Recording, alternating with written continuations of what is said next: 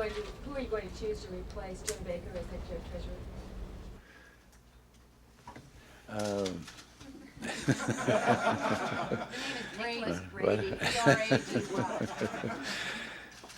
You know something? You've caught me here. I can't remember just exactly some of the things, all that we're considering, and whether we were ready to make an announcement on that situation as yet. So, no. One announcement a day is enough. Mr. President, you have said that this bill is a product of partisan politics. You've accused liberals of playing politics with it. Yet your own Secretary of Defense, Mr. Carlucci, urged you to sign the bill. Senator Warner from Virginia, the leading Republican on armed services, urged you to sign the bill. How can you say it's a product of partisan politics and liberal politics if your own advisors told you to sign the bill?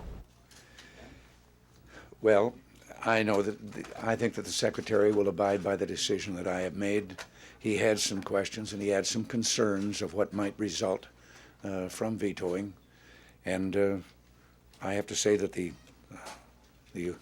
preponderance, however, of belief, and that from our own people in the legislature, was that the faults and flaws outweighed any of the concerns that were expressed by a few others. But does this mean that Mr. Carlucci is soft on defense, is for a weak defense, no. as you've accused the sponsors of the bill of being? Not at all. No, not at all. He's doing a fine job, and as I say, I think you'll find that he is supportive of the action we've taken. Frank, let's take a final question here. Frank, go ahead. Marlon, he called on me. I had just. Okay, go ahead. All right. Mr. President, what has been Vice President Bush's role in the two decisions, yesterday's decision not to veto the plant closings bill and today's decision to veto this defense authorization measure?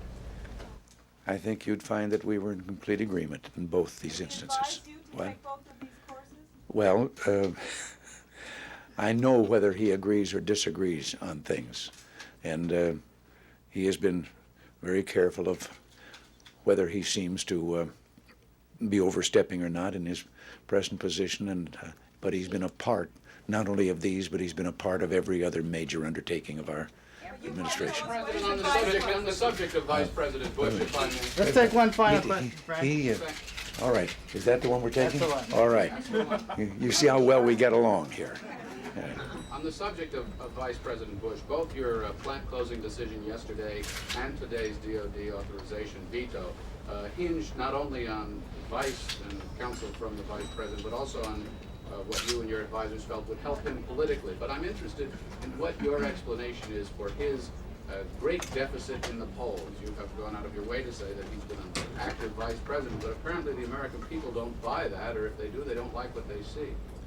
Well, you all are aware of the power of the media, the power of the press.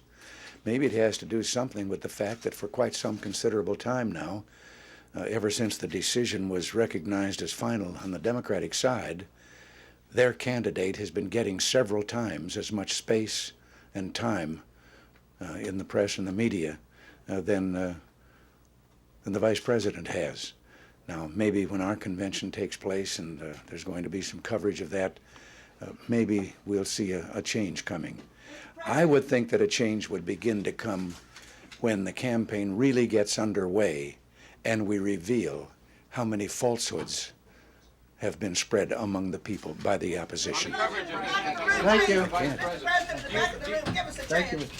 President. Do you feel that Michael Dukakis should make his medical records public? He has refused to make his medical records public, the first official for high office since Eagleton in 1972. He's had his campaign representatives call up unsolicited phone calls to newspapers saying he never had psychiatric care. He walked away from a question about that last Friday. Do you think that American people deserve to know whether he's fit to govern by having his medical records made public? Look, I'm not going to pick on an invalid. Mr. President, why shouldn't we An invalid in what sense? Why shouldn't we Look, he has told you that that was the last question. And I know. Invalid in what sense? That you know more about what public opinion wants in the way of defense than the Congress, which spent 6 months making compromises and taking testimony from military and other experts. Why do you think you know more? Don't you think the public opinion of this country may have changed from wanting all-out money for the Defense Department to making some of that money be more balanced and go for other programs? I say I can't take any further questions, and you're absolutely right. I Can't just take any stay down further in front. questions. Maybe Why I'll can't start you?